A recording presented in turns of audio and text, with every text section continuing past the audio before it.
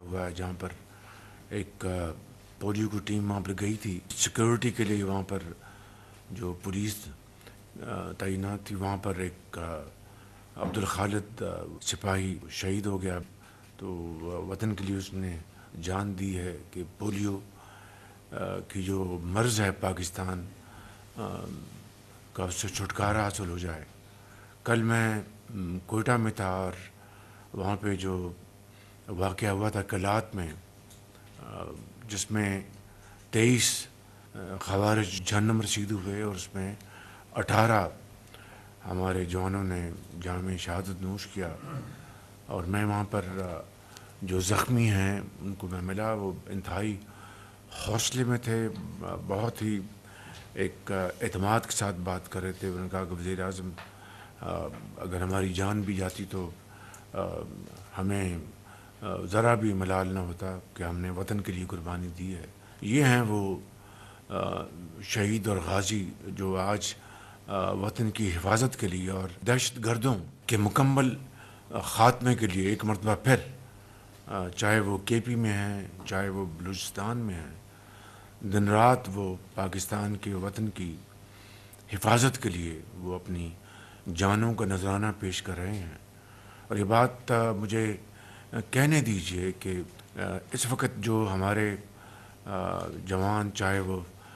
पाकिस्तान की फ़ौज से हैं अफसर जवान, चाहे वो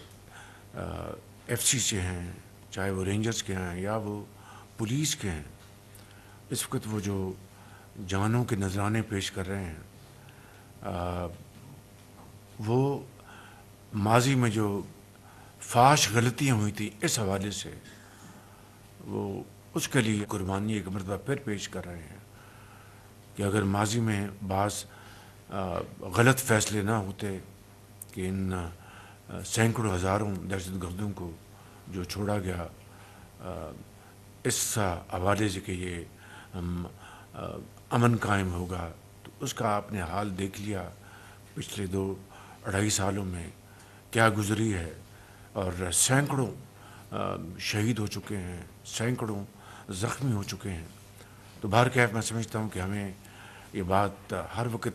ज़हन नशीन रहनी चाहिए कि इस हवाले से हमारे जवान और अफसर जो कुर्बानियाँ दे रहे हैं, ये तारीख़ हमेशा इनको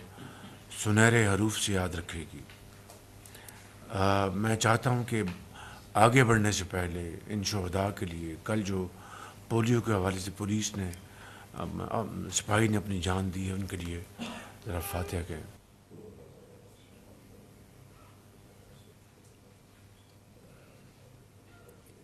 अल्हम्दुलिल्लाह जनवरी के महीने में महंगाई की जो सतह है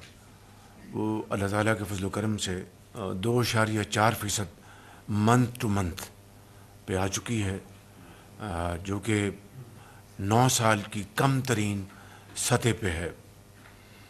ये 28.73% पे थी, जो अब अल्हम्दुलिल्लाह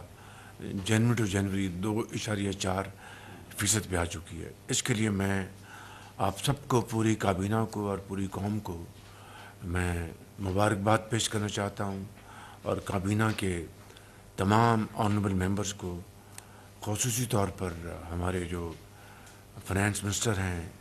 सेक्रेटरी फाइनेंस हैं, एमओएस फाइनेंस, और उनकी पूरी टीम को, एफबीआर को, और तमाम दर्जा बदर्जा हमारे जो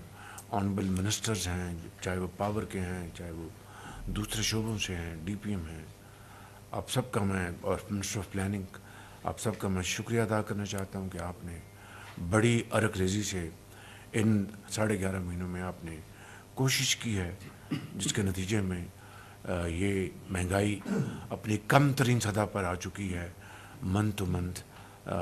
2.4% पर। आप सबको इसकी मुबारक हो। और अब पूरी इस वक्त काविश है कि हम ग्रोथ की तरफ बढ़ें, माशी जो तरक्की जो है उसकी तरफ बढ़ें, और उसके लिए अब हमारा पूरा फोकस होना चाहिए, फाइनेंस का, डिप्टी प्राइम मिनिस्टर का, प्लानिंग का, पावर का, इंडस्ट्री का, एग्रीकल्चर का, आईटी का, और इसी हवाले से हम आगे बढ़ेंगे اور یہی اس وقت ہمارا مین چیلنج ہے، اور میری ساری کوشش اور توانائیاں اس طرف ہوں گی کہ ہم کس طرح اپنی جو گروتھ ہے معاشی اس کو ہم بڑھائیں گے انشاءاللہ. اور وہ جس طرح دوسرے اہداف ہم نے اچیو کیے ہیں، مجھے اس میں کوئی شک نہیں کہ اس میں بھی انشاءاللہ ہم بہت اللہ تعالی ہمیں آپ کی محنت کو انشاءاللہ اس میں برکت ڈالیں گے. کل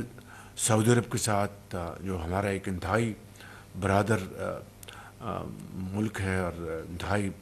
پاکستان کے لیے وہ بہترین خیالات رکھتے ہیں، تو ہمارے جو بھائی ہیں کراؤن پرنس محمد بن سلمان، انہوں نے کل وفد بھیجا تھا، اور جو ہماری جو آئل فیسلٹی ہے جو کہ 2023 میں 10 مہینے تھی، تو وہ پھر دسمبر 2023 میں ختم ہو گئی تھی. $1.2 بلین یہ ہماری آئل فیسلٹی جو سالانہ انہوں نے دی ہے. ہم ان کے بہت شکر گزار ہیں، اور یقیناً اس سے نہ صرف ہمارے جو ریزروز ہیں ان کو تقویت ملے گی، بلکہ ہمیں اس بات کا حوصلہ ہونا چاہیے کہ ہم آگے بڑھیں اور اب سرمایہ کاری آگے لے کے آئیں. اسی طریقے سے سعودی جو ڈیولپمنٹ فنڈ ہے، انہوں نے ہزارہ کے لیے ایک پانی کی اسکیم وہ بھی اپروو کی ہے $41 ملین کی. کل اس کا بھی ایگریمنٹ سائن ہوا ہے. اور باقی جو ایس ایف ڈی کے جو منصوبے ہیں، جن میں کنگ سلمان ہاسپٹل ہے، وہ $40 ملین کی اس میں سرمایہ